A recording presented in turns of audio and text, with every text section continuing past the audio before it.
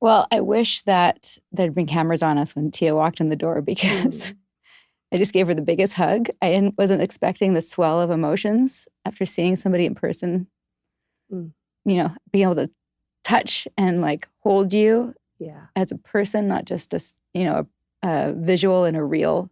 Right. And you had read, and that's a new experience of people who've read the manuscript. And I feel so much care for the person who read, and I wanted to hug you and tell you that it's okay. And just like get a gauge for the absorption, basically, of the story. Well, that's the best part about reading a story like yours, which was so gripping and so real and so raw. And I was so afraid for you so many times, but knowing that obviously you were okay because you wrote the book. Oh, yeah. That's my favorite thing about memoir. If you're holding someone's story in your hand, they're okay. They got there. Yeah, exactly. So I can like go through the fire with them because they came out on the other side. There's a lot that didn't get to do that. Oh, yeah. Absolutely.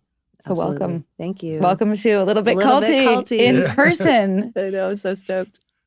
It's amazing. It is. Nibby doesn't even know how we connected originally. Should we tell him? Yeah, go for it. No, you tell. What was your perspective of it? The Instagram story, the connection. If I'm remembering correctly, because I just went blank. I just did a deer in the headlights thing. It happens to all. It does happen to all of us. But I think I had already seen The Vow. Had I already seen The Vow? I think so. And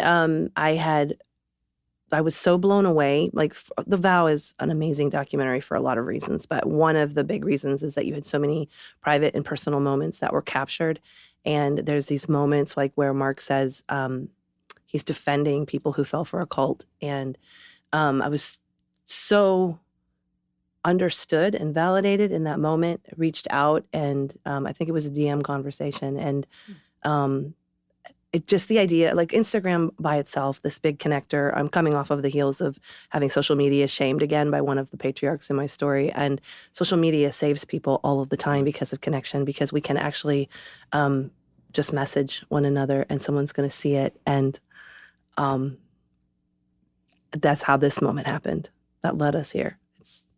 I love it. I feel so grateful that we've come out in the era of social media so that we can reach each other. And your story started even before that for blogs, right? Yeah, well, and really, like my story started before there was an internet. Right. So let's start there. Yeah. Before there was an internet. Before there was an internet, when you were isolated, you were truly isolated. Yeah. There was not even a hope of an escape line. Even like phone lines could be tapped and stuff, you know? So there was no opportunity to see like the modeling of freedom or connect with people outside your worldview. I really point to that first sound of dial-up in my head that I'm remembering as a freedom sound for me, because it was instant portal to a world outside of mine. And I was about 3 years into my suffering at that point, which is synonymous with my marriage, my first marriage. So to turn it on and to hear the sound and then connect with somebody out, like I like to imagine future me is with me in those moments. And she's like, pay attention, because this, you're going to do something with this. And, you know, we didn't know what the internet was going to do, but I always have a knack for it. And I always kind of did see its potential and followed the rabbit trails so that I just walked through each gate as the internet progressed. I'm an OG adapter to everything because well, you were opening those gates with how you were participating in the internet, right? Yeah. That's one way to look at it. Yeah. Like when they open something for beta, sign me up, because I'm like, well, we'll make something with this. This will be useful. I want to learn from you, especially your reels and all your TikTok. I'm still catching up, but let's go. Those are a wealth of information. Totally. But for the people who are just emerging from under the rock that they're living under and they don't know your story, let's go back to the beginning. So in the beginning, I looked like a normal evangelical American in the 80s.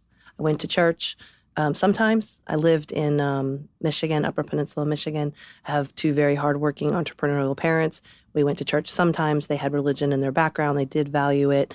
And I did have some early religious trauma, like primarily through hell teachings, like lake of fire, or literal hell, and that you do have to be saved, and things that were said to me when I was 6 that would put me, if nothing else had happened in my story, that I would still have some religious trauma to unpack, because that's scary shit to say to a 6-year-old. Yeah. And I, as an artistic, free spirit, roaming kid who was, a poet and writer in my heart, and I took everything and internalized it. So when they told me that I, have to pray this prayer or be separated from God, separated from my parents, separated from everything I know, I felt like I killed Jesus. That's a heavy thing to put on a 6-year-old. So that seemed like a lot of people will relate to that. A lot of people will think, okay, well, that's not so culty. What's going to happen? And unbeknownst, like in the background, I think it's important to share in my story, America was changing from the 80s. That's the Reagan era on, and the Evangelical church was becoming more fundamentalist and more political in the background. And so that is a through line. During the Reagan years. During the Reagan years, when they coalesced around a single issue with abortion, they realized if they could just combine all of the conservative Christian population under one voting platform, they would have the political power that they needed to change the country. They leverage an issue. Exactly. Yeah. And that started in the 80s. So I'm like, this parallel through line of my story. Michigan economy tanked. My parents needed work. They moved to Florida. And for a sense of belonging, they joined this big megachurch. And megachurches are starting to fade. There's still a few of them, but they were a big hot thing in the late 80s. Well, they were also put on cable TV. And we were on TV every Sunday. We had this big auditorium, sat like 3,500 people, and we had 3 services. So like a 10,000 member church in the 90s. And this was real on television. It's real, 11 city blocks, and it's the place to be, and everyone's shiny and glorious, and they have answers to all the problems. My parents are in their young 20s. They have 2 little girls. They're struggling for work. They are in a new city. Everything was new to me. I had not seen a Black person. I had not seen a city. I had not been out of the countryside. It's massive culture shock. So church offered all the solutions to everything. They really had a big budget. They had plenty of clout in Jacksonville, lots of money. And so pretty soon, in a whisper, I'm going to church 6-7 times a week. Wow. And it is every single day. So from that move, that's when so then you're in. It's your world. You're saturated. Got it. And saturated in things like purity culture, over-sexualized teachings, high control, fear-based evangelicism. A lot of listeners will be familiar with the rapture story, and purity culture is a big one that people will relate to. Everything is monitored. We were taught, I learned what an orgy and a golden shower were when I was 12 from a pastor in a sermon. I had a note about that. Yes. I just learned what that stuff was. That's totally inappropriate for children. But a lot of that was, and it was meant to scare us into virginity, because the whole program was designed to get us to be virgins, wait until we were married, get married young, have a lot of children, and begin to propagate the Christian message by population. I didn't know it at the time, but we had these special Christians in our church, this extra holy kind of person. And they were attending these stadium events through Bill Gothard's Institute of Basic Life Principles. And those were held all over the nation. And they are multi-denominational, so that he would come in and he would connect with all the prominent religious leaders of the area and infiltrate churches. People would come from all kinds of churches, Baptist, Pentecostal, Church of God, Assemblies of God, all these different denominations. And they would come to learn more about the Bible, because they all agreed the Bible, is all our book. We have different expressions of it, but it's our book. And then they would come back into their churches and they would try to evangelize for the ATI Institute of Basic Life Principles method and lifestyle. They would evangelize within their churches. They become leadership as deacons and Sunday school teachers. And they were set apart. And you did know who they were, because they had a row of children at a time when it was still 2.5 was the average. And that was true in church too. And women were starting to work, and, marriages were starting to strain because they didn't have any guidance for how to balance 2 working parents. So IBLP comes in and says, we have a solution for all this suffering. We can help your family stay intact. We can help your marriage thrive. We can be fruitful and multiply and spread this message across America, and they will see our superior lifestyle. So I knew they were there in my mega church, but they were these exotic, super holy people that I didn't really come into contact with because I was a kid. This is They're the Gothard people, Gothard, yeah. Okay. We don't really have a name for them. So it's kind of the savior group within the savior group. Yeah, exactly. Like and you do have those class systems in big churches like that. Yeah, yeah. You know, you have the people that are being saved, and they're always the projects. I think your book calls them parasites, as would be a parallel. Mm-hmm. They're the needy people that just always need, and you're there to minister to them, and they're always sucking off of you. And then you have the leadership, and they're on a different class. And then we had these super holy leaders, and they weren't the pastors. They were like extra. And I'm an observant kid, so I'm like, what's going on there? They have an organ pipe row. We had these pipe organs that were like graduated columns, like, because we had the biggest pipe organ in, I think, the world at the time in our church. And you could see the heads of the children that are like organ pipes. Like there's like 10 children, and they're all organ pipe rows. They're all Irish twins because they're all 10 months apart all the way down. You call it the organ pipe row? Yes, I did. Awesome. Because I studied them. I sat on the stage. I played the flute in the orchestra, and I would look at them and I'd be like, what do they have that is so extra? I want to know what that is. I was so curious because it was so the aesthetic, and this aesthetic is a very big piece of this whole story. They were a happy, intact family. They were living against the grain. They loved little house on the prairie and homesteading and canning and baked bread and homeschooling and all these things that looked lovely. Like, why wouldn't you want that?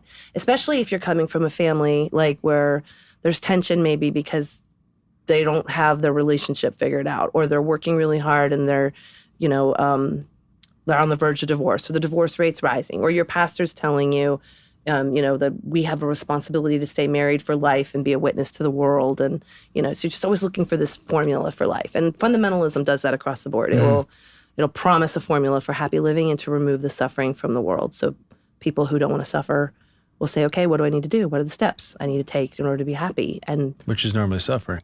Yeah. Yeah, there's some irony involved in their steps. Yeah. You just answered our first three questions. What was a megachurch? What was Southern Baptist? What was your family's relationship like with Christianity? That was impressive, by the way. Yeah, what generation got pulled in? You answered all that. You were recruited into fundamentalism by mentors that followed Gothard. Yes, Institute that's an important IBLP. turning point in the story, though. Yes. So I graduated. Yeah. And when I say that, I don't mean that I graduated high school, because I did. Of course I did. I graduated the church's agenda. I was an 18-year-old virgin who was going to get married to the person who showed up and said, I'm the one who's going to marry you. There is no, this is important context, there is no like chemistry, dating process where you're like evaluating if you want to marry this person. Right. You accept the person who says that they're the one for you. And that's how God you sent know them. that God said it. Right. Because the wrong person would never announce that they're the right person. That's Oh my God. makes no Oh my sense. God. But yeah, I get Yeah, it. exactly. Yeah, It makes no sense. But it did to us, because we're like, okay. Well, no, I can see how it. Yeah, if you believe that God's controlling everything, it's God's will. And then they speak through men. And they speak through men, and men know everything, and women have to obey them. Mhm. Then if a man shows up and says that I'm going to marry you, you're like, oh, I'm so lucky. I'm so lucky, and I will retrofit every dream I have around you as the star now. Yeah. So I was just waiting for my prince to come. Someday my prince will come. And he came, and he said, And I'm how your was prince. that decided? Like, what is their process like in choosing a spouse? Do you know that? Well, I know how he chose me. I was 18. I had size D breasts, long red hair, and I was thin. Mhm. That's why he chose me. I was attractive to him. And he came from a broken home. He wasn't raised in the same megachurch. He was raised Southern Baptist, so he had all the same theology. Yeah. I didn't have a chance to understand his psychology or understand what kind of broken patterns were involved or anything, because he also came with narcissistic tendencies and abuse from the start. And they are very charming in the beginning. And I know now, what I didn't know then, was that somebody like that who sees what they want and they go after it and they're charming for it, they cannot hold that up for very long. So they have to secure you very quickly. Mm. I was engaged within a month of meeting him, and I thought I was caught up in a romance. And it would be years before I realized he secured me that quickly because he could not keep his facade up longer than that. I would have had second thoughts or backed off or said no to a date or something like that if we'd just been dating. So it was really important that I was already hiding shameful secrets, and that I was already secured and locked down and told my family, and I was accountable to this story that I was now participating in and complicit from the beginning. Would you say a lot of the men are like that because of how they're raised? And not all of them intentionally or in a hurtful way, but I would say the majority of them are. And that's a hard truth to sit with, because as soon as you say that, I think of nice guys that I grew up with that meant well. And they're really trying to please God, and they're trying to do the right thing. And one of the things I say a lot is that in fundamentalism, everyone suffers. There is this idea that this is man-hating, and that we're just the men are all bullies, and they're not. They're caught up in a toxic system, and they suffer as well. They're held to a standard they can't support or hold on. It's not proprietary to them. It's a system that reinforces itself. And it harms everyone. They have no resources for their psychological health. Yeah. Absolutely. So it just becomes a toxic soup where everybody pays a price. And there was one big red flag with Alan right from the beginning. Yes. Do you want to tell that story? Are you talking about the beach scene? Yeah. Okay, yeah. So from the beginning... We're going to the beach now? It's not the kind of going to the exterior shot beach. Yes. This is a little bit of a book spoiler. So, it's an important red flag. We had been dating and were engaged. It was about the 6-week mark. He lived with a house full of roommates, guys he was in the Navy, so these were all sailors, and they were sharing rent and living on the cheap and spending all their money on their girlfriends. And so I had met all of his roommates at a hayride, the same hayride where I met Alan, and I had met all of them. And I was fresh off of a breakup, and I was just having fun, and I was vivacious that night and having a good time, and said hi to everybody. And even now, as I tell that story, I'm like making sure I wasn't doing anything wrong. Right. But it's like the most ordinary thing. Yeah. I went to a hayride with my friends, and I laughed, and I played chess, and I played foosball, and I sucked on candy canes, and I sang Christmas carols. And 6 weeks later, I was cuffed in the throat on the beach and left on the beach in the dark. We were there alone. It was a nor'easter. He designed it. He's like, let's go have a walk on the beach alone when nobody else will be there. I like romantic storms. And so I was like, sure, I'll go walk on the beach with you. And I had no reason to mistrust him because it had been lovely until that point. And the violence came at me so quickly, there wasn't even time to flinch. And I was so, I think probably in shock. I just didn't know what to do. And tried, he left the beach, and I didn't know he was going to get the car, so I was walking around in the dark trying to think of I'm going to call my dad. I'm going to, I'm scrambling, what I'm going to do. And as I get to the end of the pier, the pier goes 2 ways. So it goes out in the water, but then it also goes beyond the sand to the parking lot. And he came up in the car and told me to get in the car. And then he sped us home, and then he sexually assaulted me in the bushes before I went into the house. And it wasn't complete sexual assault, there was no penetration or anything like that, but it was more than I had been touched or knew what to do with, because I had only known him for 6 weeks, and I was completely, I had done the good Christian girl thing, so nobody had kissed me or touched me, and now I had a secret I had to hold. So now I was locked down, because who am I going to tell?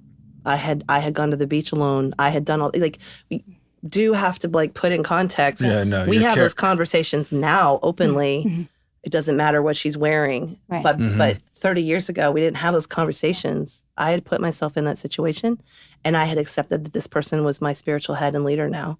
And I'm not allowed to say no to him for anything. And I'm not allowed to, all the rules now applied to me. Did you feel as a that wife in that in training. moment? Yeah, I was I have to protect him. Wow. And I have to obey him. And I'm fucked. I didn't say fucked. I said I'm screwed, but because I couldn't even cuss in my head at that age. That's actually a line that you said later, but it applies to this moment because you weren't married yet. But you said, like a good wife, I protected our image more than our safety. Yeah. Okay, I got chills. Yeah. That's the public relations that go on in this lifestyle is one of the hardest shame pieces to shed later. And it has taken me a long time to contend with it. I'm a visual person. I'm a photographer. I was always taking pictures, lovely pictures. I was always capturing this and curating this lovely image of my happy family. My parents never even knew about the abuse, and we lived 2 blocks away for a big chunk of our marriage.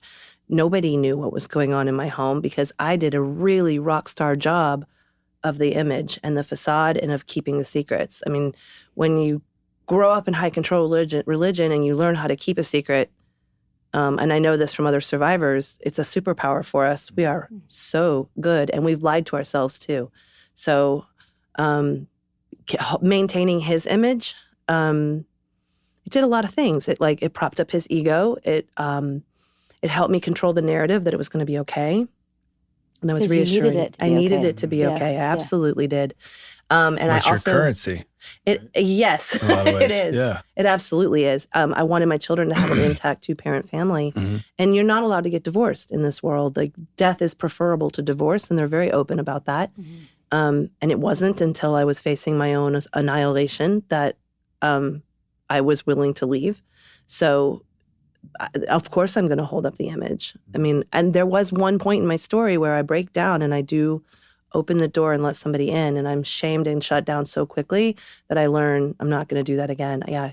I forget that Nippy hasn't read She yet. told me a part of that book. Yeah. Yeah. I did. There's a couple of parts that I popped out to tell Nippy, but I was thinking about the beliefs, the core beliefs that hold that whole thing in place, because it is hard, you're right, in 2023 to look at this and understand the context and the backdrop of what was holding all this in place. But one of them is that there's a God, right? And God knows best, right? God, and he knows everything and sees absolutely everything you think and do. Right. And then so AI.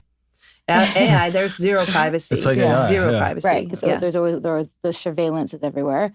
And then that God's like chosen this man for you, and now he's in charge. Right. Right. So, and he's the only way to God, which is salvation. So it's a hard, you really have to like put yourself into that mindset and believe it to its core to imagine everything else that happens around it. It is the highest stakes. You're not, there is no decision making a woman has to make. You get saved, and then God takes the decisions from there. And then you get married, and your husband is the voice box of God taking the decisions from there. So when you, let's take a little example. You ask a 30-year-old woman what she'd like for dinner, and she can't tell you. It's because she has no practice making, with her own autonomy to even decide what she would like to eat, because someone else is always. They sold slavery as salvation. Exactly. It's the mindfuck of all these things. Okay, so you have these sort of almost like a split personality. Yeah. You're an obedient wife, and your artist, writer, mother, hiker friend. I am so grateful for this sense of self, because I think it's the reason I survived. Yes. So my first 10 years, I mentioned I grew up on this farm. And my parents and Gen X, both of those worked together. I was a bit of a feral kid, and so is my generation. We're a little feral. And, left on our own, latchkey kids if you lived in the city. But where it looked like for me was that I could wander the fields and the trees, and we had 80 acres. And I was a very young child doing this, inappropriately young. I think my mom and I both agree on that now. I would wander for hours and get lost in swamps, and there would be search parties, and I would see bears and things like that. I think it had to do with coming home. I liked being welcomed home. And they would stop what they were doing to look for me. I think that's what was going on. But what it resulted in was this really strong sense of self. I know how to carry myself. I know how to be alone. I know how to get myself out of sticky situations. And I had my first real spiritual experience with God alone in the trees, not at church. So I always carried that with me. And it cost me often, because it was a streak of rebellion, or it was a spirit of disobedience. They had names for this unbreakability. I would not be fully broken, and I was always asserting myself. So having these entrepreneurial parents and coming from this environment, I have a can-do spirit. My dad's motto is "you gotta wanna," and so I'm like, I can do this, and I threw myself. Like, the homesteading life is no shit. It's a ton of work. Having 5 children is a ton of work. Having home births, ton of work. You need a lot of strength and fortitude for that. So I would bring my whole self to the situation, and then they would tell me, back it up. You got to get back in the box. You not so loud, Tia, or you're sticking out too much, Tia, or, stuff like that. And I mean, I was kind of born. Like, the red hair and the freckles, that stuck out. And like, there's always things about me that stick out. I'm like the only one in a room who's doing something often. And my friends would say, you always know when Tia's in the room.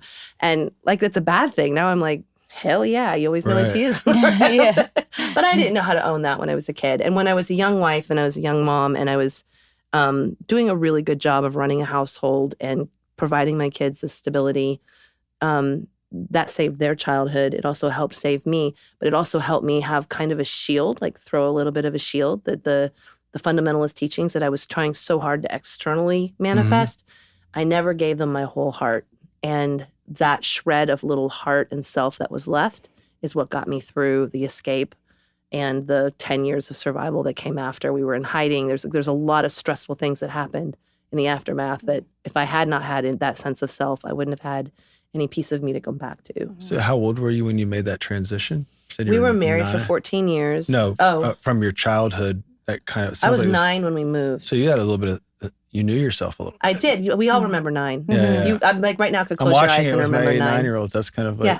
And they look like little kids, right? You look at them and you're like, maybe they won't remember this day or, whatever. Oh, no, you remember 9. People remember 9. I thought about that this morning when Troy was getting ready to go to school, and he's got such a vibe now. He's got his little Nikes and he's all sporty and he's like head to toe sports and like really particular about his outfit and like his vibe. And I'm like, you're a little man. Like you're like growing up fast. Anyway. Sense of self. And also I cannot believe that he's 9 because he's a baby in the vow and it doesn't feel like that's that old. So how does he 9 already? My God. Yeah, he was 3. He was 3 and 4 when we were filming The Vow. He turned 5. He turned 3 5 days after we left. Oh, wow. Yeah. Wow. I was like... I have so many questions about all of that. Like being young parents, being married, all of that in this. Because so much of your story is positioned towards, it seems like single career people coming in and being absorbed. And so then, like the married couples stick out to me. Like, Yeah, maybe we'll do that in part 2 or Patreon. I don't know yet, but we've got lots to talk about. But before we get into that, I know it transitions from Bill Gothard, which I was been calling Goddard. So thanks for correcting me. Oh no, it's really funny. His name spells Gothard, and since he's a perv, I mean it's one of my favorite jokes. Bill Gothard. Oh, you dirty little. I know. God makes no mistakes. Feet. If you know anything about his sexual harassment. His sexual harassment charges, he likes to stroke girls' feet and then say he's not touching them in a sexual way. Disgusting. These are girls Bill. who are not allowed to touch the opposite sex under any circumstances. The loopholes. What's happening with quick tangent? What's happening with his? Is he like? It was voluntarily dismissed. Yeah. It was a class action suit, and it was voluntarily dismissed because the victims were being re-traumatized through the process. You want to fill our audience in on what the we're talking IBLP about? was going through? Yeah. Can you give us a little background on that? But then we'll come back to you. Yes. So IBLP is hitting some hard times. Yeah. I think it was 2015. We have to probably double check the year, but there was a class action suit that was brought against girls who had worked for him. Mm-hmm. We know them as Gothard girls. He has a type that he would hire as secretaries and assistants. And they were always like slightly wounded, underage broken girls. Birds? Yes, broken birds with a very perfect, certain angelic quality of their hair and a neediness and a reverence for Mr. Gothard. And they would work for him and then have these experiences with him. And when they got older, they compared notes and they filed this suit. And it was, I believe, voluntarily dismissed because they were being re-traumatized through the legal process of what it's like to go up against somebody like that with powerful attorneys and the long process. And so it was quietly settled. I do believe all of those claimants, or a good portion of those claimants, are in the same documentary that I'm in. So this story will be shared more in depth because it is an expose of the IBLP. So his sexual transgressions and the reason he's no longer on the board will all be But he's still out in the public. He is, but he lives with his sister and he's old and he's a toad. So, I mean, out in the public as much as, yeah. He's not like doing sermons. No, he's got predecessors now that are like... Worse? Is that the right word? Predecessors? No, they come before. Who comes after? What's the word for that? Succeeders. Succeeders, yes, that are worse than anything that...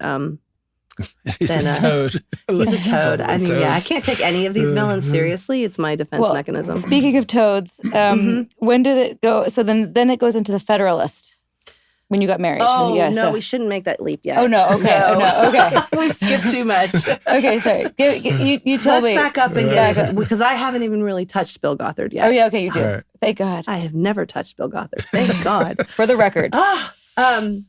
No. So he was holding these stadium events, and by now the Gothard Rise in our megachurch was a big holding, and now you had a large group of people that were homeschooling, and we started to have homeschool conventions, and this was a longer lifestyle. I was a new bride, and I was quickly pregnant, and desperate to keep my baby quiet and my household structured. It was very immediately in domestic violence that I didn't know to call it that. I just thought that we had fights. Was raped 3 times on my wedding night. I didn't know it was rape until I escaped. So I was experiencing things I didn't have any language for. I just knew I was suffering and in pain, and I had a new baby, and I had to keep my household quiet and well-ordered. And I had been reading this book called Fascinating Womanhood. If you've seen my reels, I cover this pretty deeply. Helen B. Anlin is a writer who wrote this book the same year that The Feminine Mystique came out as kind of a counter to feminism. And it teaches women to be childlike and angelic for their husbands. And there's a lot of emphasis on childlike. And this book had 9 printings, 5 million copies were sold. There's these workshops. A lot of people have felt the influence of Fascinating Womanhood in our culture, in our feminized culture, without realizing the source material, because people don't go around saying that you should do this because it says so in this book, you know? So like a lot of people are like, I've never heard of that book. There's no way it could have influenced me. It's like, if you knew the contents of it, and then you'd have like some lifestyle threads to it. But so I was reading this book, and I was trying to become a domestic goddess and have this very proper, like you can't laugh too loud, you can't wear plaid, you have to dress in certain fabrics, you have to make him the king of his home, you have to never question him, call him a hairy brute, make him feel strong. Ask him a hairy brute? Yeah. It makes him feel manly if you beat your chest on. Oh, you're so big, strong. Exactly. Well Really? done, Sarah. Yeah. She just You're modeled so it strong. perfectly. They encourage you to do that? In print, yes. It's actually in the book. And I was like, can we keep that one? I kind of like that one. See, these work. They work in a fun way. And I did not have a fun husband. I had very well. I had a theology-loving, struggling young husband who needed some medication and support. He was not the kind of guy that the books would assume a goodwill. He's not a hairy brute. He was a hairy brute, but if I beat on his chest, I would have been smacked into next week. Like, you don't play. I did hit him once when he called me a whore, and he dragged me down the hair. He dragged me down the hall by my hair, and his signature move is head into door frame, because I have a lot of hair. All of my injuries are here because they're not here, because that would show. So I was not dealing with the kind of man that I could take a lot of this advice. So I needed a mentor. So I take my baby into the nursing room at church, because we have this nursing room where all the women sit and breastfeed. And so they're not in public breastfeeding. They have this designated place. And one of the special Christian moms was in there. Actually, 4 or 5 of them were. And I had an opportunity to ask them now, what's special about you? What are you doing that's different in this church? How are you, like, please teach me. There's a book a verse in Titus 2 that says, let the older women teach the youngers to love their husbands and to be keepers of the home. And so you're supposed to, as a young woman, ask an older woman, how am I supposed to do this? And I like the mentorship model. It makes a ton of sense. Like, for sure. You don't know what you know. Like, ask somebody who knows, and they'll teach you, usually from the goodness of their heart. Again, before the internet. Before the internet, we had. Like, if we wanted to research something, you go to the library, and you hope they have books, and then you hope you have the cojones to like ask for the topic. Like, there's a lot of you don't even ask the librarian stuff, like the things that we secretly Google. There's more emotional barriers to get the information. Exactly. Yeah. And then you have to make photocopies, 15 cents a page. Like, it's not. Right. that shit adds up. And like, what am I going to say? Yeah. I mean, you've heard enough of my story. What would you would you search? Yeah. I didn't even know that I had an abnormal marriage, because everyone around me was doing the same thing. And you weren't talking. We weren't talking. No. We weren't allowed to talk. Most of the women in my Sunday school class would giggle about anything sexual, or they would groan because their husbands wanted it so much. My husband touched me once a year for 5 minutes. How am I going to relate to somebody who's complaining that they get it all the time? And I knew it wasn't never supposed to say no, but I was like, really? This is marriage? Like, aren't we going to have fun and try? There was no affection like that. So I was lonely and I was struggling, and I knew I had to, this was my life. Like, I need to fix this problem, because I always said I'm on the 120-year plan and I want to be here for a long time and live life. Like, right. I have this joy for life. And so I wanted to make this happy. I wanted my children to have a happy childhood. So I reached for somebody who is a professional. She's got 10, 12 children, and they're all smiling and they're all sitting in a row. Please tell me what you're doing. So that's how I become mentored by Gothardites. And that leads me to a whole host of other, I call them villains in my story. Michael Pearl with his really harsh discipline of infants. Doug Wilson with his Federal Marriage. Doug Phillips with his Vision Forum, which is now defunct. These are all real names. They're all real names. They're all real pastors and industry leaders, and you can read about their controversies online. And some of them are fallen and some of them are thriving. Which is the one that had the glue stick? That's Michael Pearl, and he teaches that you should switch a 4-month-old infant as soon as they're starting to be mobile to stay on a blanket, because you want them to, really teaching them suppression. You're teaching them to never cry or explore or make any movement other than sit on the blanket and be quiet. And so you use a switch and you use glue sticks, because real switches, like wood from a tree, will dry out and they'll break, and that's not good. So you use these crafting glue sticks, and I couldn't do it. It's an infant. It's a 4-month-old. They're this big still, but you're teaching them, like they call it child training. And training a dog, because they call it child training, and dog people came all on me when I posted about this online. Dog people are like, we don't treat our dogs that bad. Right. Like, fundies are way worse to their kids than the dog trainers are to their children. So that's how she had her children quiet in church, because they're taught from infancy, you don't get off the blanket. If you touch the line, you're going to get Explain the glue stick they were hitting the kids with, not actually putting in the glue. No, you're switching and leaving a line. Like whipping. I understand. Okay. You follow the math. You have a baby with lines on its legs. You're not going to a well check.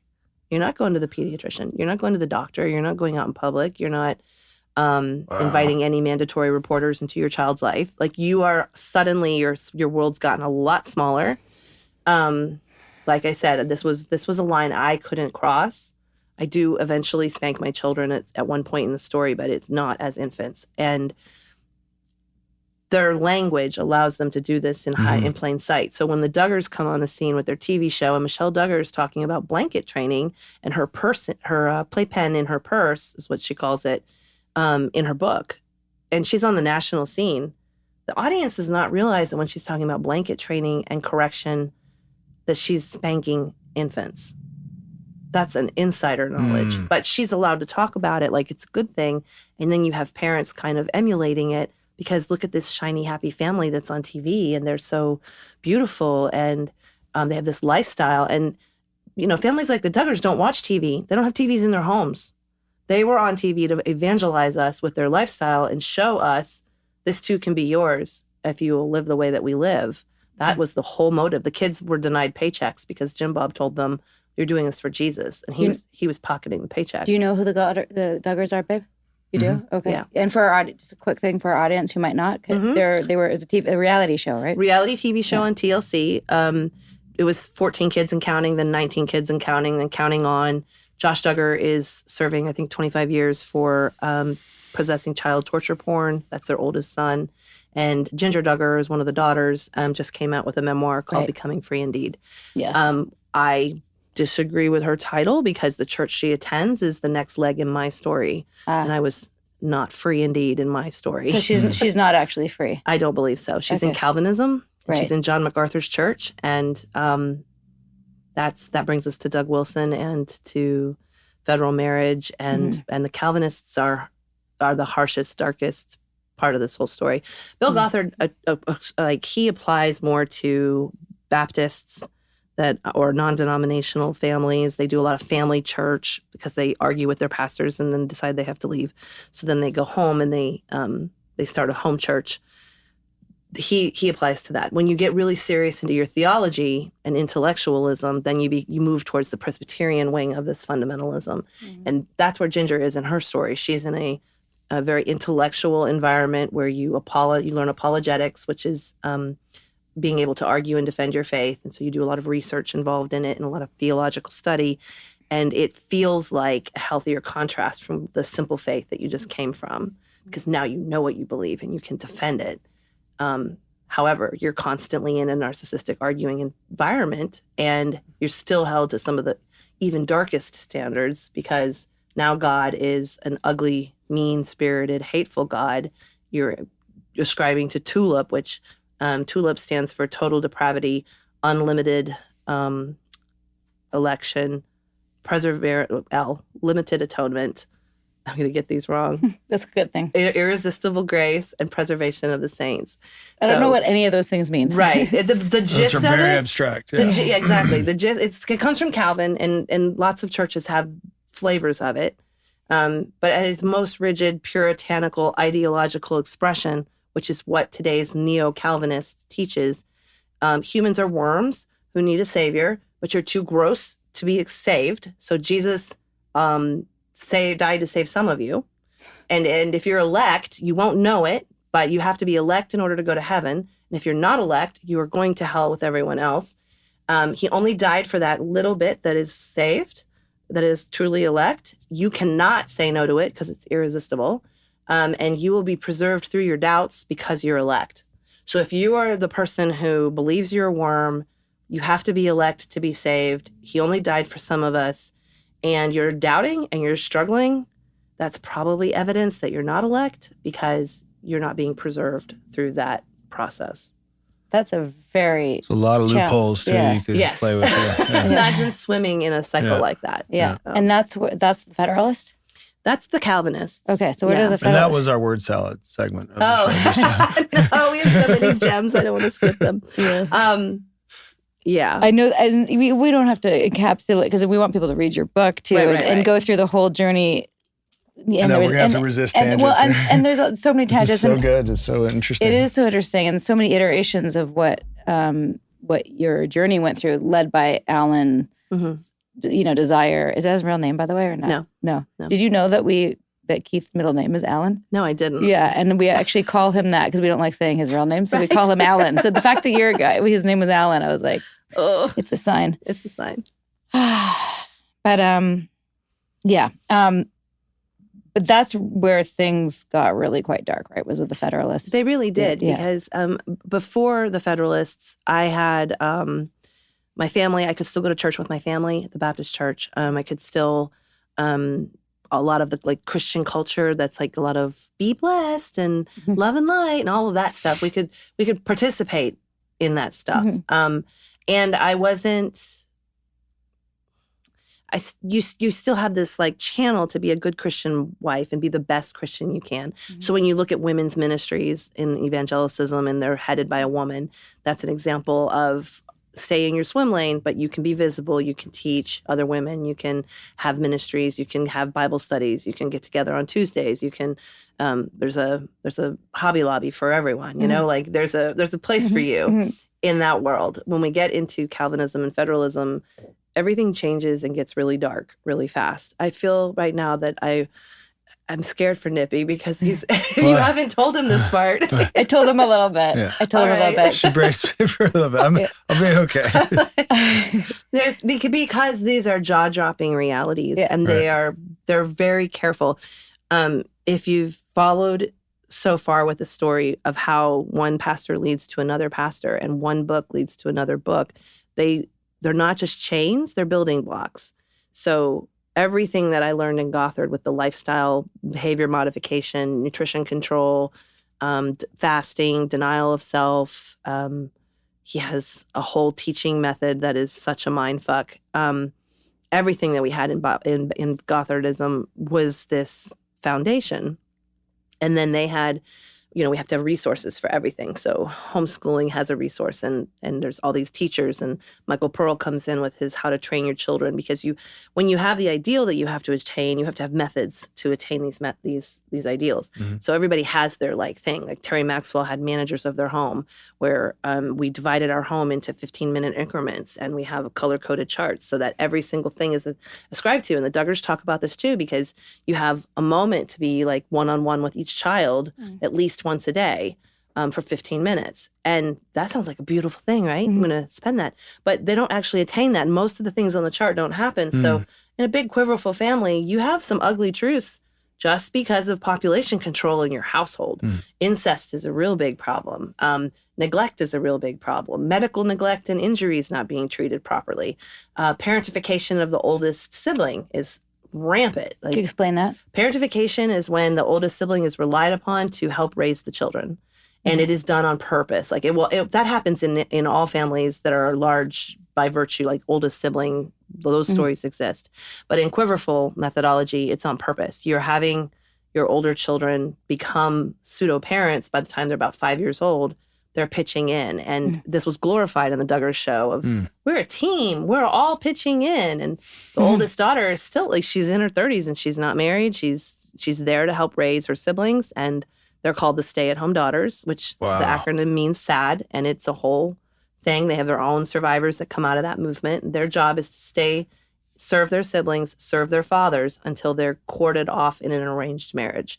And if their parents need their employment or their help, they're not going to arrange their marriage so that they can go be moms to their own children. So what you end up with is a survivor base that has been parenting children since the time they were 5, and they're tired. They don't want always to become parents by the time they're adults because they've been doing an adult lifestyle for a long time. So I have heard this term a lot, and I haven't deep dived, and our audience is probably dying to know, what is a Quiverfull anyway? Yeah. So Quiverfull is based on a verse in the Bible. It equates children to arrows in a war. So it says, happy is the man that has his quiver full of them. Children are like arrows unto the Lord. Happy is the man who has his quiver full of them. So when you're going into war, you want as many arrows as possible, right? You wouldn't limit. You wouldn't say, no, I think I've got enough arrows. And, So because you're objectifying children as weapons of war, and because you believe you're in a cultural holy war for God, you're going to have as many soldiers as possible. And so you do not use birth control, and you have as many babies as you humanly can produce. Wow. Okay. So just to offer another layer of cultural context, when the Roe v. Wade report, the thing was leaked, Alito's draft was leaked, and they used the domestic supply of babies language. They were referring to adoption, but they're also referring to, we have to keep our population here. It's all about domination through population growth. And it comes into play with abortion issues, and it comes into play with birth control and family size and resources. And they are not talking about general population. They don't want everybody to have a lot of babies. They want Christian families that are going to produce a certain kind of holy soldier to have a lot of babies. So you're talking about white Christian families. We want lots of white Christian babies in America. Well, that explains a few things. It does. It does, yeah. Anything else you want to say about that topic? Nope. Okay. I think I covered it. Yeah, let's leave it there. Pretty much. Okay. So when if you don't want to give this away for your book, that's totally fine. But I would like to talk about domestic discipline. Yes. Okay. So it's called Christian domestic discipline. You can Google that. I didn't see it coming. Mm-hmm. It was something that caught me totally by surprise. I mentioned earlier when we were talking about child training, we have very acceptable language for it. This is called correction. This is called teaching children to obey their parents, honor your mother and father. A little detail in Michael Pearl's book is he doesn't really have an age limit of when you should stop spanking your child. And he has examples of older children in their teens being still disciplined with corporal punishment by their parents. And then you have lots of resources that talk about transferring authority from the father to the husband. And then you have teaching like, I'm just going to build the blocks for you here. You have teachings from Federal Marriage and Doug Wilson that a husband is responsible for the spiritual condition of his entire family. Absolutely everything that happens in his household, including his wife's thought life, he is accountable to God for. So when you imagine, you put yourself in his place, he's going to stand in front of the maker of the universe and account for what happens in his family. He's charged with making sure that she obeys, that she's staying in her place, and he's going to use whatever measures, corrective measures he needs to employ to do that. So that's where wife correction comes in. And they will talk about that more openly too. They will say husbands should correct your wives. You should teach your wives. You should be the one that she comes to for the answers to her questions. And that's how they talk about it in polite company. What was happening in the early aughts was that web forums were becoming a thing. And you had these like pastors that had magazines and they had columns. And then you could subscribe to their tapes because we didn't have podcasts or radio shows or anything like that. You could subscribe and have their tapes sent to you. And then you could get on these discussion forums behind a paywall and you could talk about, men could share ideas. Well, how do you correct your wife? And, how are you leading your home to be, how are you this godly husband? And that sounds fine too, right? Except they're exchanging suggestions for how to discipline your wife. And so that's where Christian domestic discipline comes in, because it's called taken in hand, and it's where husbands are responsible to correct their wives as if they're children, because he's the king of the household and everyone else is a level playing field. There's not a team. There's we don't have egalitarian marriage. It's complementary. And so she's already under him.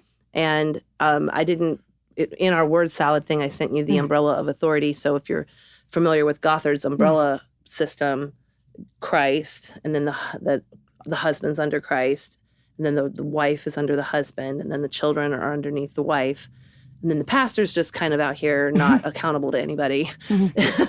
But that takes that model and says everybody is under the husband.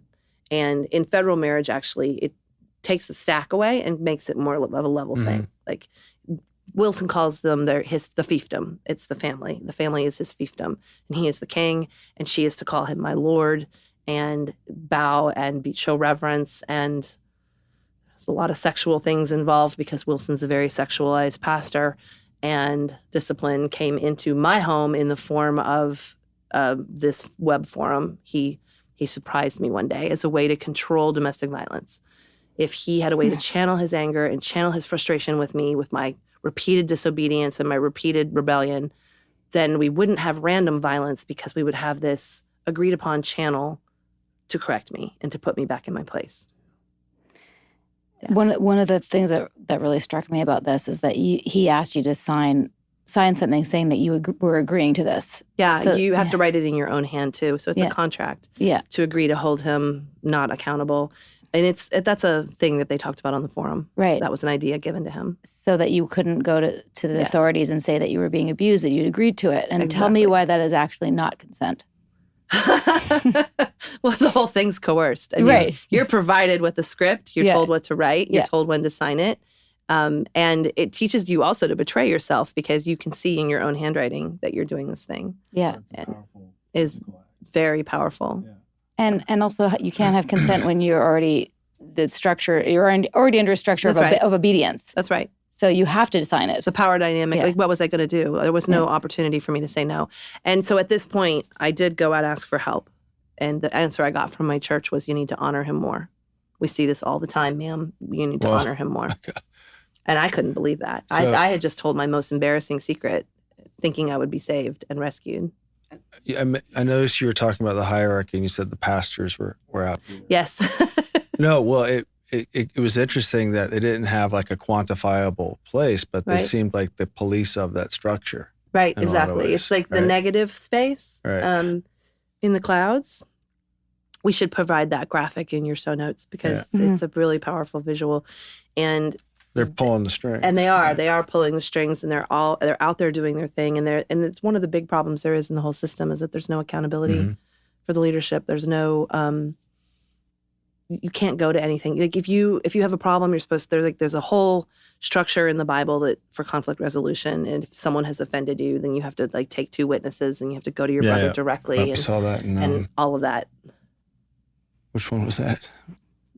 Jehovah's Witness? Yeah. It's two witnesses. It was crazy. Two witnesses. And so you have to, if you have a problem and you want to address it, you have to follow those rules. Well, those are the people who are harming you. Mm-hmm. Right. And then when you go to your pastor, he's going to sanction what's happening to you. I call it church sanctioned domestic abuse because that's what it is. They were sanctioning what was happening to me. And they were saying this is actually God's design for marriage.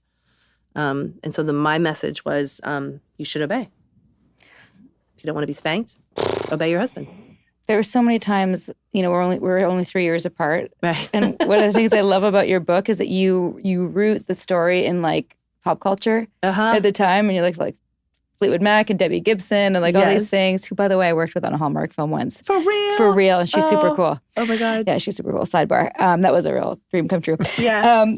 But I just felt like, I just wanted to like, knowing that this was happening to you, and I was like, we were alive in the same universe at the same time, and like in totally different parts of the world, but like I wanted to like just get to you and like travel back in time and like pull you out, like for you to Canada. You're playing Hiding that in plain scenario. sight. Yeah, you totally in plain sight. Completely. And that one of our normal questions is like, what were the red flags you had along the way, and when did you first have doubts? But you had doubts like the whole time. Well, I think it was. I did. I'm convinced it was because you didn't grow up. I am too. Yeah. I am too. And I wanted differently for my life. Yeah. And you knew other. I read. And so, and there were ideas that people didn't know that I knew because they hadn't read the same books. Right. Reading is so subversive. And you had contacts that no one else your age probably did. No wonder you and Danielle are friends. Exactly. Yeah. But reading, like, that's why book bans really matter. Yeah. It matters that people have access. And that's why shaming social media is a huge danger, because my life was saved by women on the internet. That they saved me. I got in a forum of my own, women had forums too, and nobody knew I was in this forum. And it was literally called Trapdoor, and it provided me a trapdoor.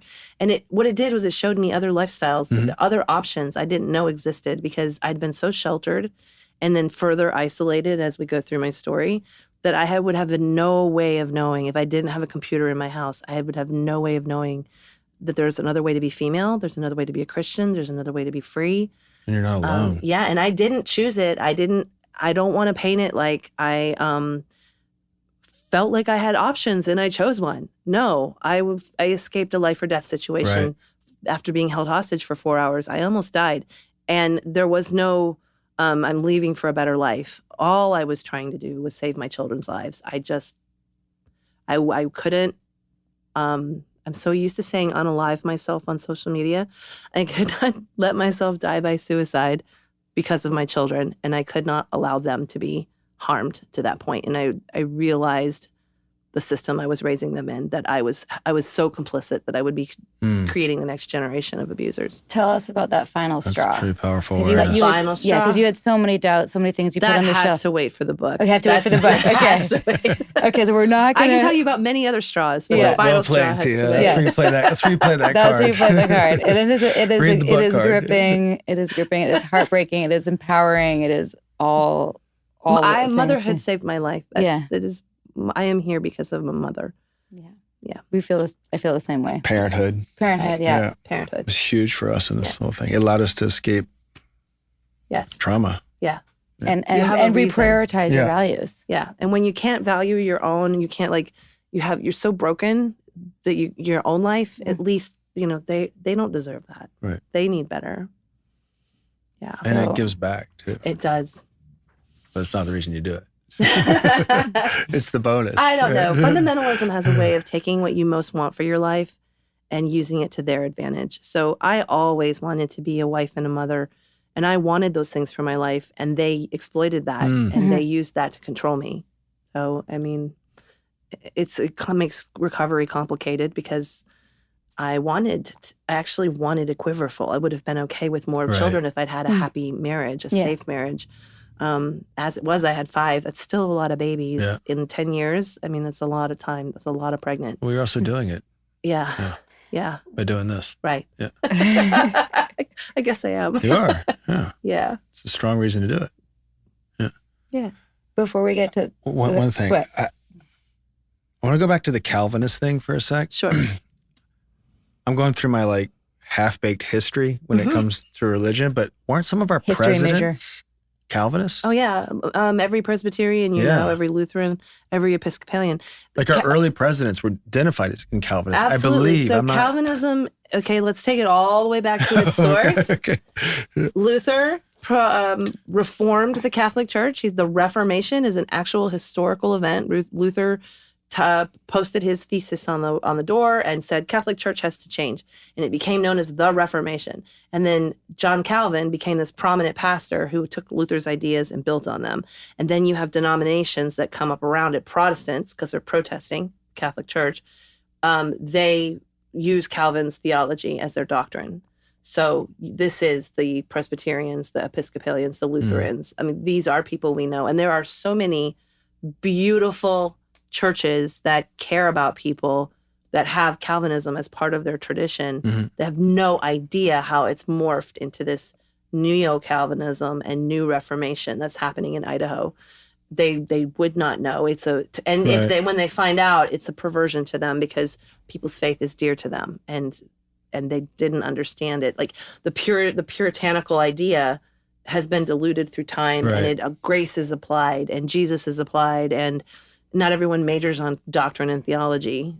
They don't know what apologetics are. They're not like that. Presidents, yes, absolutely. I mean, when you get down to ideological purity, and I always say fundamentalism is people putting ideas before people because that's what they're chasing. You get this, it's almost perverted because it's so pure. It's not, there's no room for humanity in it. Right. And so there's a lot of dehumanizing. Yeah, there's no error in there. Exactly. Part of knowing yourself is hitting that adversity and it's pretending to shield you from it. Exactly. Yeah. Yeah. So when you have pastors today in like the Idaho tradition, it's the Covenant Reformed Evangelical Church, and they are claiming John Calvin's tenets, and they're claiming to be Calvinist. They're using it for their own purposes in such a heinous, dark, mean-spirited way. Doug Wilson calls himself a cut glass Calvinist, and his theology bites back. Like he wants it to hurt. And we're taught that discipline is supposed to be painful, and life is supposed to be painful, and you're suffering if you're suffering good, because that suffering means that you're becoming more holy. And so then let's make your life harder because then you can be holier. And your head goes there. Like, shouldn't be happy. Shouldn't be easy. If you're depressed, praise Jesus. You're mortifying your soul. They have an answer for all that pain. There's actually a lot of similarities between your description of the domestic, like the what did you call it? Domestic discipline? Yeah, domestic discipline and the paddling in DOS. Yeah, I picked up on that when I read your book. Yeah. It's the obedience. Yeah, it's obedience. And also that love is pain and all that shit. Mm-hmm. And all the other, there were a lot of similarities, but one of the things that really stuck out to me, I was like, oh my God, our forums were sermons. Yeah, sermons. Yes. Our forums were sermons. Yes. And I never seen it that way. And also, especially you talked about how when pretending to be discourse. Pretending to be discourse, but also like when you were being disobedient and they were trying to address you and they were doing sermons and you knew that everyone knew that it was for you. I know. When I watched The Vow, it's the first time I'd seen like a cult group that didn't have the religious component. And I was like, oh my God, it's the same. Yeah. It's the same over and over, which is why I love Stephen Hassan's bite model, because when you take that criteria and you apply it to something, you can see it doesn't have to have Jesus, anywhere near it. It's a good guardian at the gate. Yeah, it really is. If you can go in, you can go, even if a group is doing it a little bit, you know the force that's informing that a little bit. So it allows you to just kind of be sensitive to a lot of potential abuses, even if it's not full on. Right. You can see the precursors a lot easier, at least for me. And I want to get to also like all your healing, all the stuff you figured out later. But when you look back at this time now, there's been some very obvious problematic things like the hierarchy and multiple abuses of power. I also want to hear about like the control of so many things. Tell us about the denim jumper. Okay. So some of this is time and place, okay? And this is making a comeback. And when I see it, like, in these clothing brands that I just like, why? Because I do love a good jumper. Oh my God, tell me. Of course. Yeah. Of course you do, okay? Denim is a cowboy fabric. Yeah. At the end of the day, it started as a cowboy fabric because it's practical. Yeah. And the denim jumper, like, or Laura Ashley was a hot brand in the late 80s and early 90s. And what are these? These are modest, floral, not form-fitting clothes. They look like Little House on the Prairie, Pride and Prejudice, Jane Austen. Of course, women love them. There's a new brand. It's called, am I allowed to say this? We can edit if we need to. Christy Dawn is a new brand, and they're all like, I'm floating through a field of flowers with my sun hat, and I'm so feminine. And I know exactly who's buying that shit. It's the same people who buy drowning dresses as their bathing suits because they feel like they have to be covered from head to toe. It's just the Christian version of the burqa. And the denim jumper, my book was called The American Burqa for 9 drafts. It didn't age well. But back in the early 2000s, when we were going to war with Afghanistan, and the Christians were all so mad about what was happening with the fundamentalists in the Middle East, and these poor women, and they're walking through the desert with these slits for their eyes, and they were so mad about the burqa. And I was like, I wear a denim jumper because this is my uniform, because they told me that my 2-year-old would be turned on if I wore jeans. I needed to only wear dresses. We only wear dresses. When you change sizes and you're breastfeeding and you're pregnant and you don't have a lot of money for clothes, you wear, what do you wear? You go to buy the Butterick pattern and you sew some denim jumpers. Or remember these were hot in the 90s, the long, straight denim skirts. They're like head to toe. I saw one online yesterday because they're coming back, because they're practical, because they're comfortable, because they're slenderizing. But they're also really convenient for fundies to buy. So they stitch the slit because you can't, show anything up here. So you can't really walk in them without the slit. They stitch it up. And yeah, that's so much you just control. hide your body. Yeah. You hide everything. But legally. Yeah. And less overt, but Exactly. It's the style. It's like you still want to wear what your friends are wearing. Those girls they still care about pretty. And so they have the big hair. And Gothard has a hairstyle. That's why all the fundies have the big wavy hair, because he has you don't want your hair to be too curly because it's unruly. That shows a rebellious spirit. You don't want it to be too straight because that's plain. So he likes an angelic wave. And the Gothard girls all have the angelic wave of their long hair. And there's verses to back all this up. Gothard's thing was he'd decide something that was his preference or his goal, and then he would find a couple verses that back it up, and then he would pair it with some anecdotes that no one can verify. We're familiar with that process. Oh, yes. Keith Raniere and Bell Gothard have so much in common. It's uncanny. It's uncanny, but it's also a type. They have different types, though. They would have fought over who to keep. Yeah. I know we're bouncing around a little bit, but before you left, it was clear that your writing saved you. And there's a quote I wanted to read. Between the lines in the white spaces between words, thoughts niggled at me the way an itchy tag scratches. But it would be years later in therapy before I realized the discomfort was called complicity. By spinning a pretty image, I was becoming guilty of selling the very dream I longed to escape. In your blog. That's the first time anyone's read back to me. How was that? I have chills.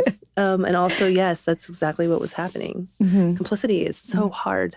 It silences you so much because it takes, you have so little self left, and it requires trust and self to be able to say something embarrassing about yourself, to say something shameful, to admit to a fear of rejection that's going to come back at you when you admit. And sometimes it's real consequences, in y'all's case, there was a real court battle happening, and if you sign up to say I did this, there's real consequences that can stem from that. So, it was one of the things that kept me back to a point, and then it was also the thing that was like, okay, wait a minute, if I say it, I'm turning the light on in the dark room. If I can be courageous enough to turn on the light, then there's no more shadow. And they don't benefit because they're benefiting from all that darkness. By us all staying quiet, the oppressors are the ones that win. And all it takes is a few brave souls. One of my favorite quotes is that when a woman tells the truth, she creates space for more truth to be told around her. And that's what happens online. I tell my story and people gasp, and then they tell theirs. And boom, this is systemic, and it is common, and it is happening. And even the spanking story, as hard as that is to have that story in there, no one knows it's happening because everyone's too mortified to say that it happened to them. And that's why it keeps going. Yes. You have to be able to relate because of the brand. The brand is it's a private thing. And by making it public, you diffuse some of that power, and you allow others to say me too. Yeah. And I mean, what am I Until here it's for? undeniable. Yeah. Exactly. Yeah. That was the beauty of that movement. Mm-hmm. It really was. Yeah. And put the burden of the squirm on the guilty. Exactly. Yeah. It took the shame off the victim. Yeah.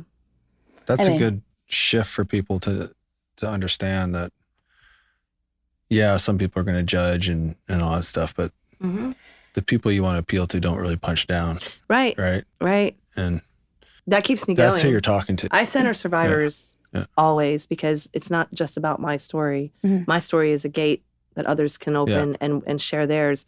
And the power in the numbers is what leads to change. All of that awareness is what leads to change. So, yeah. We're not going to tell the story of how you woke up, but what do you want to share about, like, I mean, you left the marriage. Because I love the internet so much, and because I have a knack for it, I did everything, first. So when blogging became a thing, and blogging was like, there's this thing called a weblog, and you can journal online. And I needed to share my life in Tennessee. We had moved to Tennessee at this point, to be in this cult group that is very high control denomination. It's a Doug Wilson's church. It's his own denomination. And I didn't realize I was joining a wife spanking cult, but that is what it is.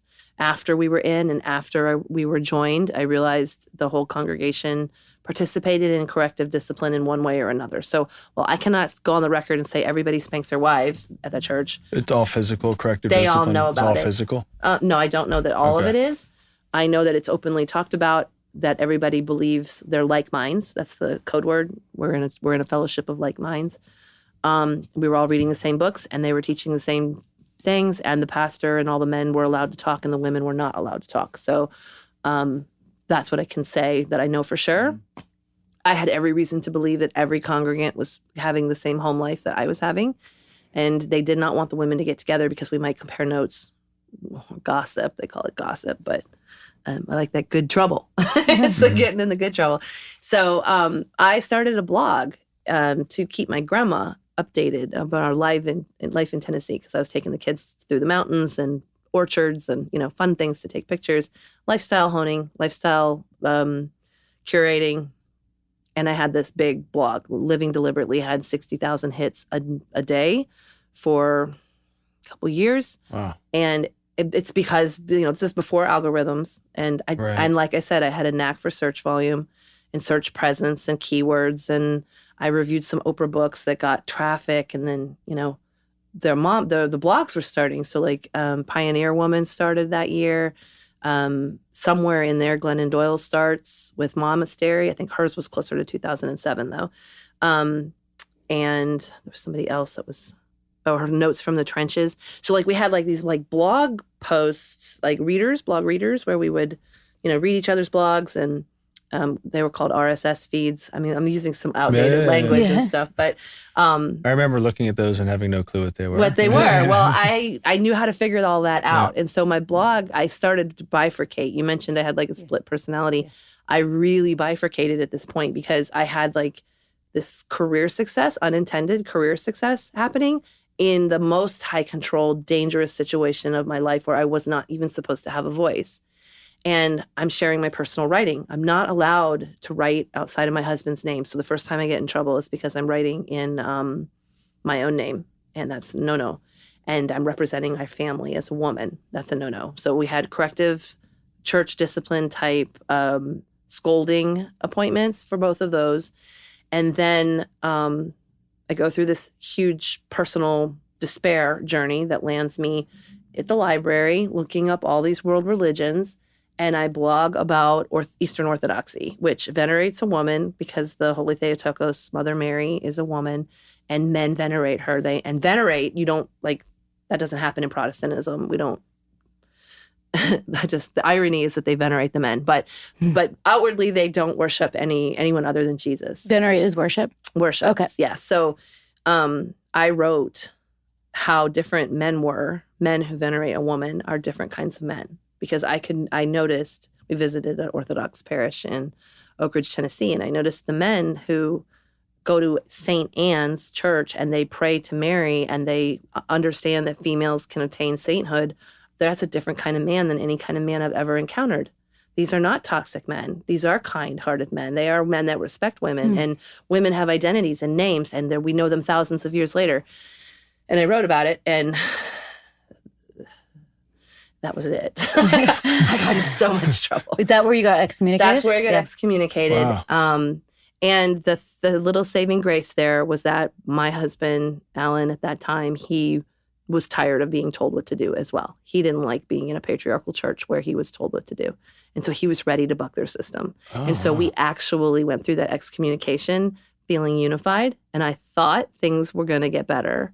Really did. Because when you're in this kind of situation, you're always waiting for the magic thing that's going to like, it'll be better then, or it'll get better. If I just persevere, if I just hang in long enough, I don't want to quit before the dawn. It's going to get better. And it did for a little bit. Like I thought, okay, we're on the same page. We're both going to get excommunicated, and he's going to like basically tell the pastor off, and we're going to have this new life. We're in this agrarian environment in Tennessee. We're going to have our chickens and our goats, and we're going to do the thing. And all of this was worth it. And the opposite happened. He flipped some kind of mental switch in his head, and we had 7 months of the darkest hell I've ever lived in. We almost died multiple times, and he thought he saw demons in the walls, and it was all spiritual warfare. We weren't allowed to go to the doctor or anything like that because we were still fundamentalists in our heart. He still has his trauma too, Yeah, we right? still had all of that. And he has significant mental illness that just needs treatment. It just needs doctors. It just, but you're not allowed to do any of that. And it's not in your wheelhouse of Did he ever get diagnosed? resources. Yeah, he's been diagnosed, and in the fallout and the aftermath, a lot has been happening, like with mental health. And I would say he's in a quiet, distant place now. He's not a threat to me that I believe, and but he's also, I never know how to describe it. A simple life is better for him, and I think he has a simple life, and it's away, so that's good. Does he still see the kids? No. They try to have a relationship, in their way with him, but it's very hard and complicated, and also their own, because they're all adults now. He's never had any visitation or custody or anything like that, all because of what happened in the aftermath of me leaving. So when I do leave and I get out, I have my writing to fall back on, and I had friends who were trying to get me to teach them how to do this blogging thing in their business. So suddenly I'm a consultant. I'm a business consultant, and I have a business and an income, and it led me to a job opportunity with the Tony Robbins company, and now I have a division of writing services and a career. And it's taken the 15, 16 years to build it, but it's because I'm good with words on the internet. I mean, That's great. There's no college in my story, Right. if you missed that. Yeah. And then anyway, the things I do now, there wasn't college for. Now people go to college for social media management, but they didn't know that then. Is your Instagram following from is your blog? Or is it so you No, started I again? closed that blog about the first year that I was free. It didn't feel like a good space to have open anymore. And then shortly thereafter, Google released their Panda algorithm, and the world of blogging changed. And, What does that mean? it was an algorithm that valued search. It's a different way to measure the search and promote the search. And so a lot of sites that had this really big search presence and traffic took a hit. And as the internet settled out, and now they release new algorithm updates all the time, but that was their first one, and it's known as the Panda. And I don't understand all of it. All I know is that my traffic plummeted, and at a good time, because I needed an out. I needed to get out of that space and start my life over. I met husband 2.0, and I fell in love, and I got to know what love and chemistry feels like. I got to know what it was like to choose a spouse of my own volition. I raised my children in a stable environment for the rest of their upbringing, and none of them are fundamentalists. They're all free thinkers. Getting out for my children's sake was worthwhile because they're all free and they're all pursuing their own interests. And have they read your book? My oldest has. I don't want them to until they're really ready. Yeah. And it's like they have their version of their childhood, and this is an adult window. And while they are adults, there's a psychological maturity that means when you align with your parents' experience that I think really needs to be on them to feel ready for. Yeah. So I always tell my family, I've gone through every measure I can to protect your privacy, change your name, make this not something that is a part of your life, and you can interact with it as you want to. It starts with, like asking their consent to have their pictures online. Like my generation is the one that learned what the internet was, and we didn't ask for consent, when we were putting our kids out there. But now we're mindful of facial recognition and autonomy, and I don't post my kids. And I know you said 10 years of therapy. To give us some nuggets of what you've done to get to where you are now. Yes. Name a modality, and I've probably tried it, but basically I became a bulldog for my health and reclamation. I want my life to, I want it to be mine, and I don't get my years back. You used a phrase actually in one of the episodes. I don't know if it was the dumping of the years or it was the emptying out of their time. Yes. And we don't get it back. There's it's the one commodity you have. And they took it. They took my youth. They took my childhood. I don't let myself go there. It's dark. I really don't. It's 12 to. years of my life that I just went boom. Yeah. And I just tried to psychologically not go there. Are you on the 120-year plan? At least. Okay. Yeah. So I make decisions thinking that I am. There is more to be than there has been. Yeah. That is what I hold all the time. There is more to be than there has been. Yeah. Because of my age, when we're all in the same range here, we can reclaim. And we won't get that specific window of time back. The hard one for me is that I had to heal during my children's upbringing.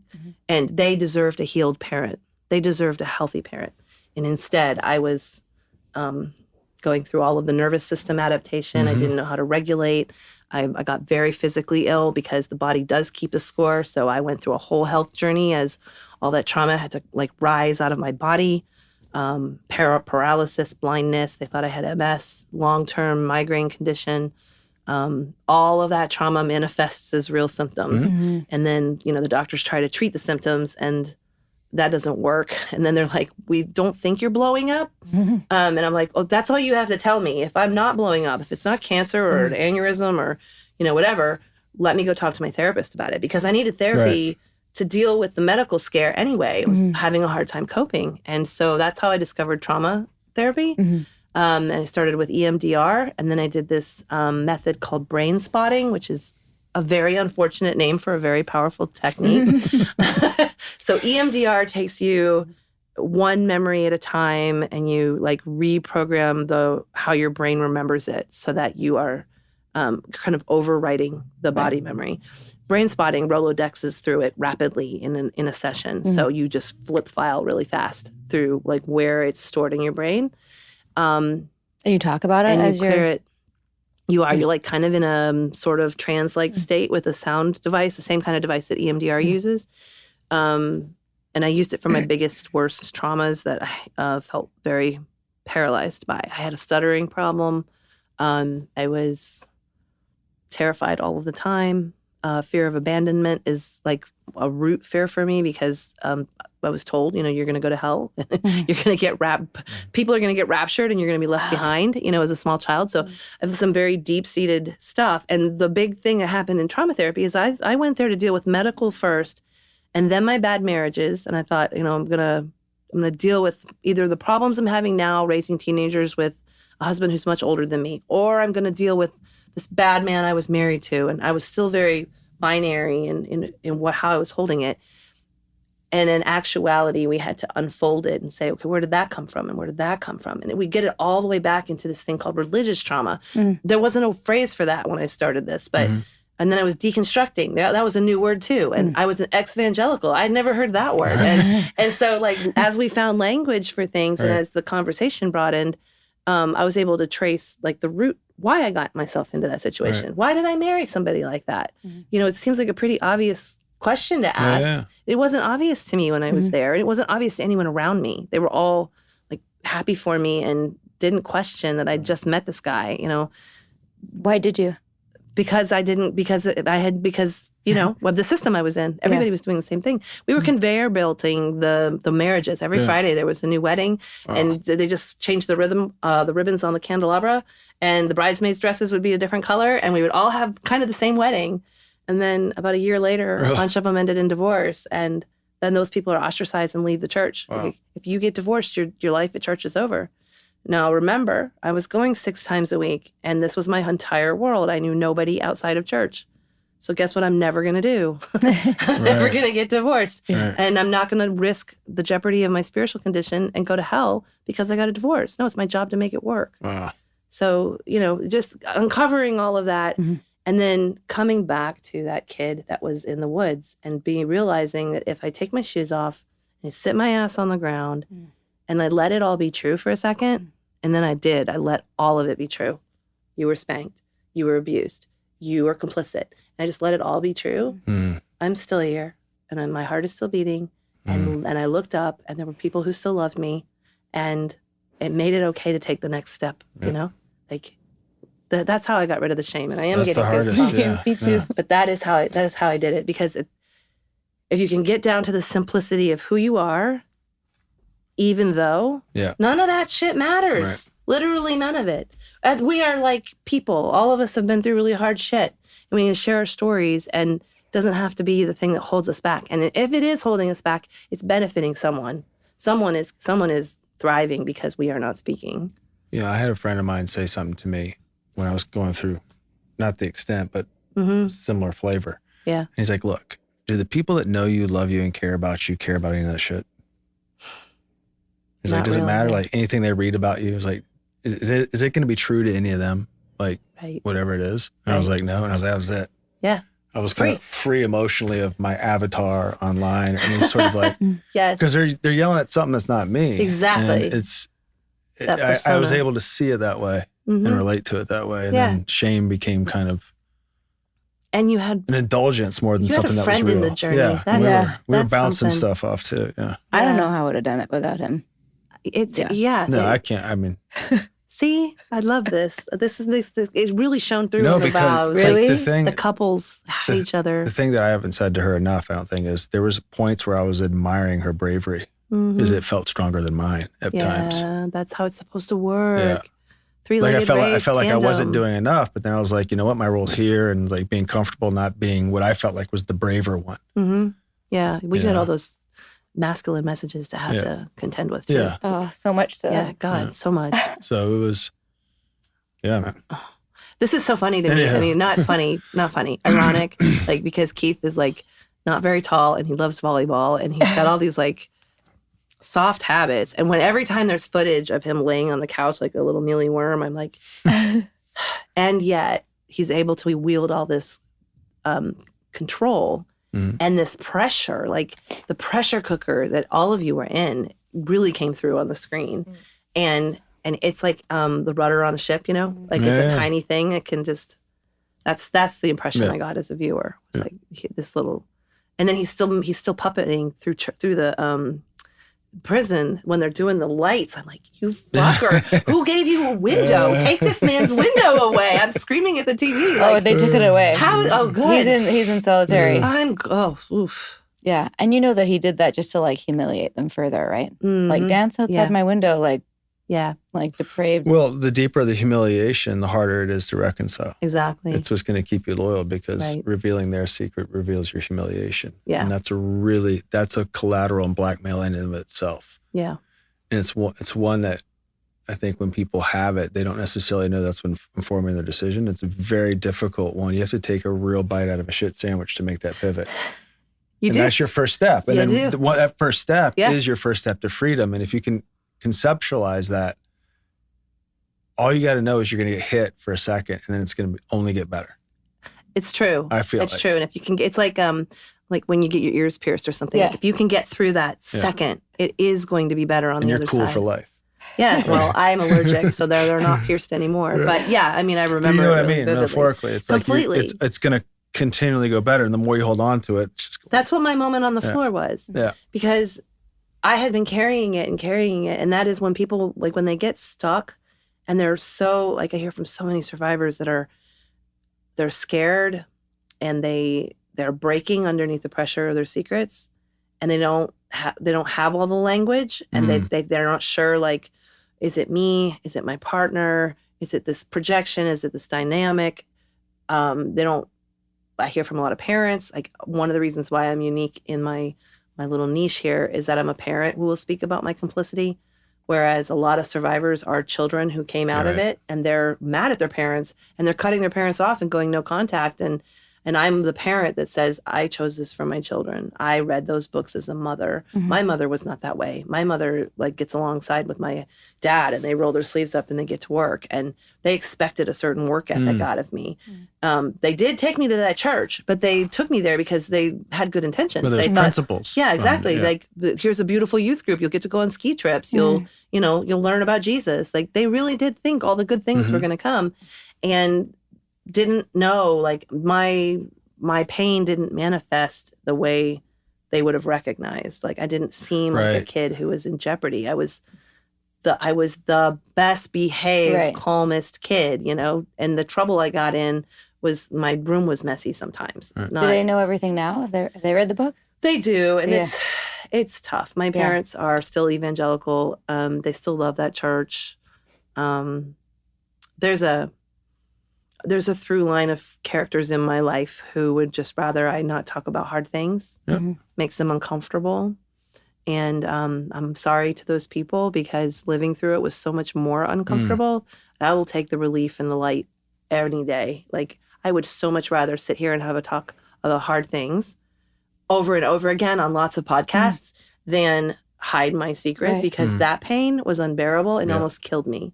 So if you like me here, let me get it out. Let me get it out and where I can see it's changing somebody and it's helping somebody. Because literally every time I open my mouth and I tell this story, somebody comes back to me and says, thank you.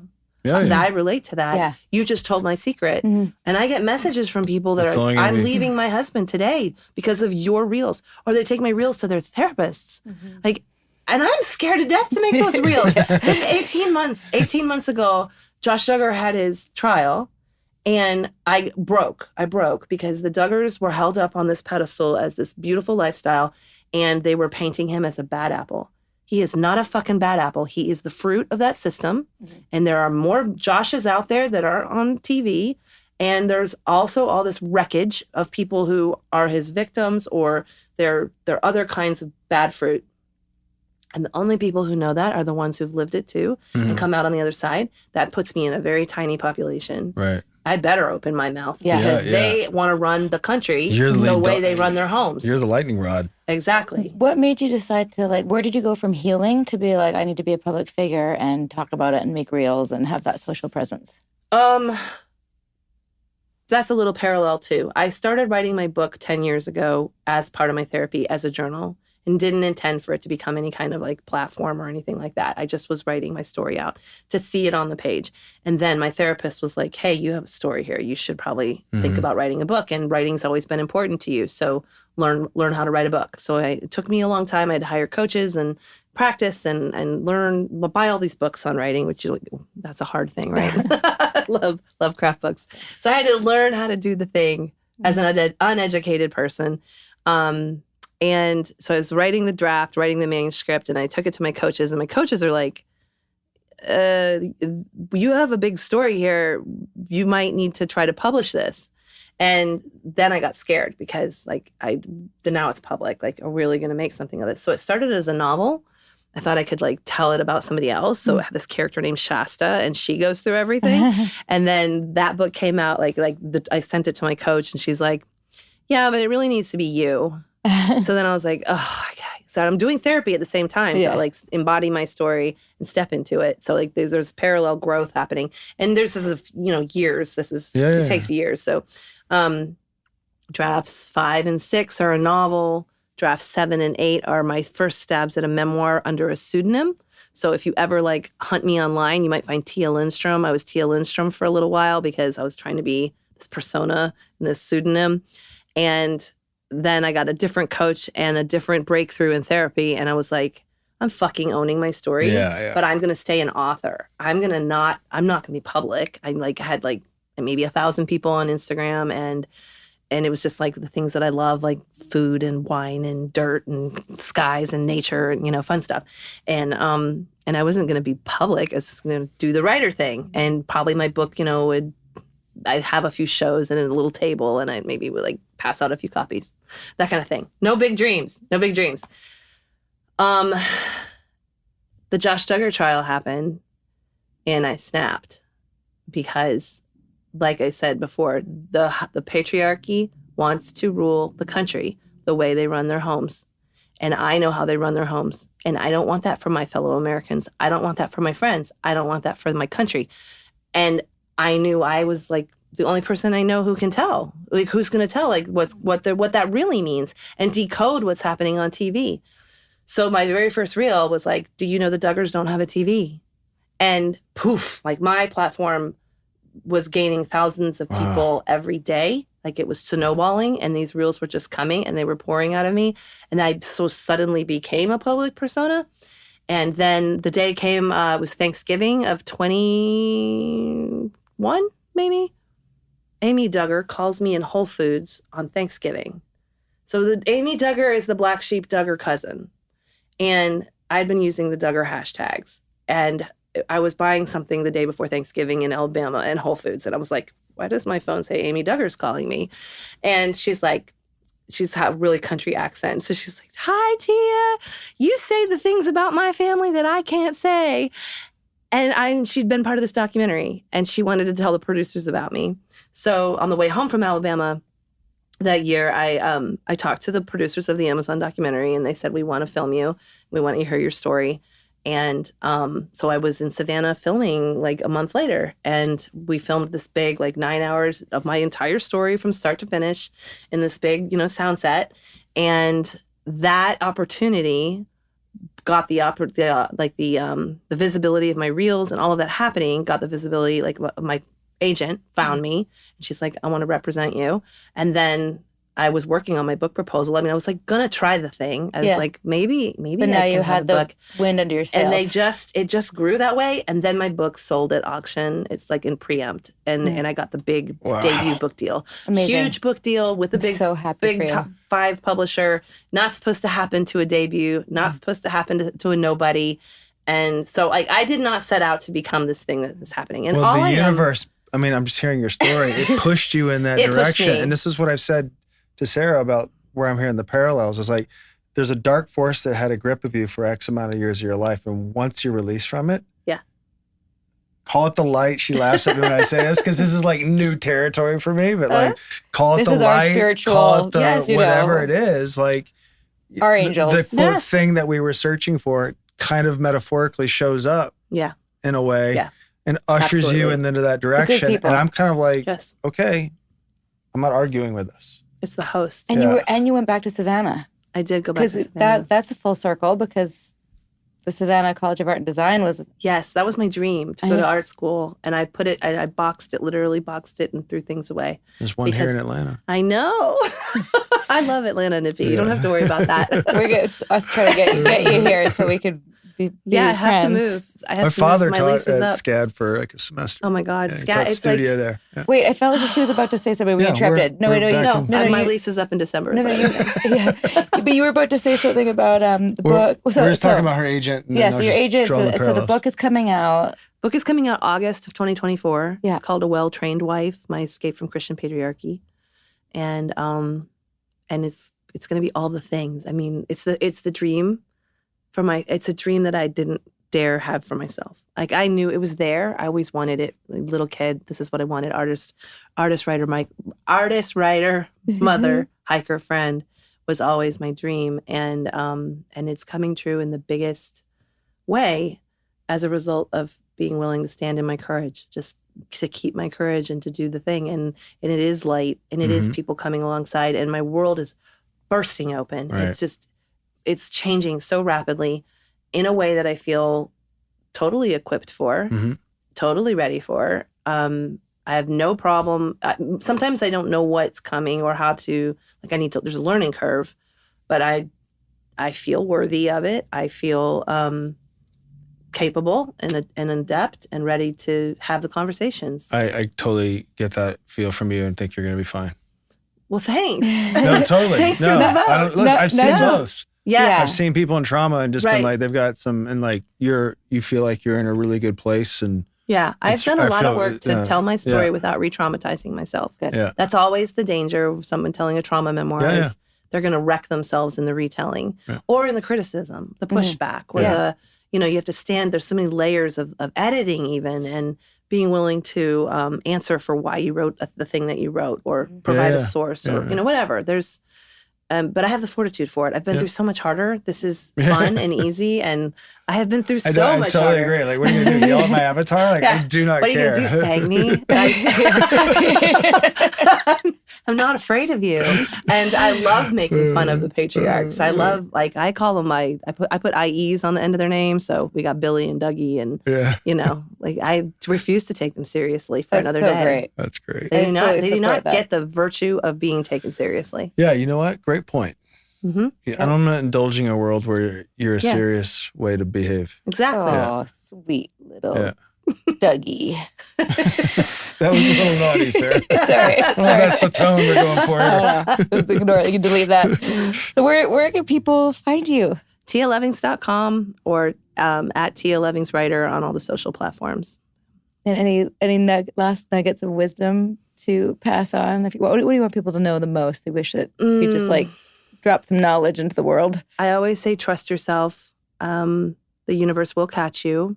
I'm a friend. You can reach out. I will always answer. But yeah, trust yourself and trust the universe to catch you is a big one.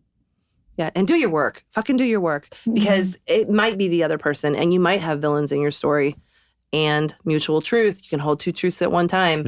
You still have work to do, honey. Your work, but not the work. Right, exactly. Yeah, the work sounds... The work is a different thing. Yeah, the work is a problem. Your work, do your work. Exactly. Get to work. Yeah. Well, I have a little present for you. Yeah? Stay right there. I like presents. My favorite. Okay, I'm going to get to show you my very favorite thing in the world. And I wasn't sure if that you'd find this funny, but now that talking to you, I'm pretty sure that you would. Okay. Yeah. Okay, so my very, very favorite thing in the whole world is this moment. So we have to hold it for a second. Yeah. This is the moment where I do not know what's in this bag. Yeah. And once I open it, I will know what's in this bag, and this moment will be past. Yeah. So that feeling right there is the most beautiful, human, delicious. I love it so much. Okay. You must drive people crazy during Christmas. Right? It is, because I'm very slow opener, because and then I make everybody stop what they're doing so we can hold the moment. I do that too, but I didn't realize how much I like the moment. I've never been so aware of it. Yeah. It feels so good. Yes. And I was like, it's just a bag right now. It's just and part of this is what we give to our guests as a thank you. Usually comes in the mail, but you get a special bonus. Nippy doesn't even know what it is yet. Oh boy. There's a card. Yeah. Now you know what I do with cards. Uh-oh. I really like to seize the day, babes. Carpe diem. Oh my God, and you both wrote on it too. I'm not sharing this. This is mine privately. All the listeners will just have to wonder. Thank you. Read the book. Some things were meant to be private. And I identify as spiritually private now. So if you're out there and you don't want to answer probing spiritual questions, like if you died tonight, do you know where you would go? You don't ever have to answer that question again. Okay. Oh my God, this is real. Bless this shit show of a home. It's embroidery. Oh my God. Is that funny? I love it. Yeah. Rude embroidery. I love it. Okay. That's the special bonus for you.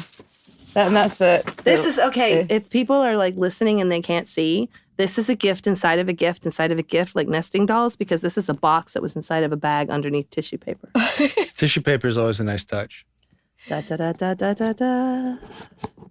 Did you hear that? Oh, stickers. I love stickers. A little bit culty. I was like very, very delighted about little things. Good. And this is.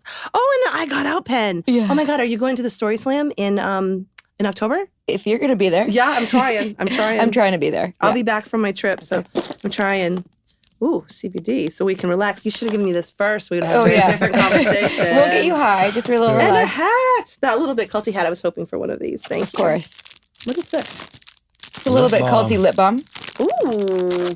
This isn't like Kool-Aid, right? No, this is not like straight lip balm. I'm joining another cult. No. This was just a little like healthcare package swag. First one's free. From us. Fun swag, yeah. First one's free, and you're gonna recruit me. Yeah, I'd like to recruit. I'm gonna recruit you to Atlanta, where we can be artist, writer, mother, hiker friends together. Yeah, and we'll do all those things. You can come tune it. Yeah. Thanks for coming to A Little Bit Culty. Thank you, you're Tia. so that was welcome. awesome. Thank you, guys. Thank you so You're much. a star. So much. A gem. That was great. Mwah.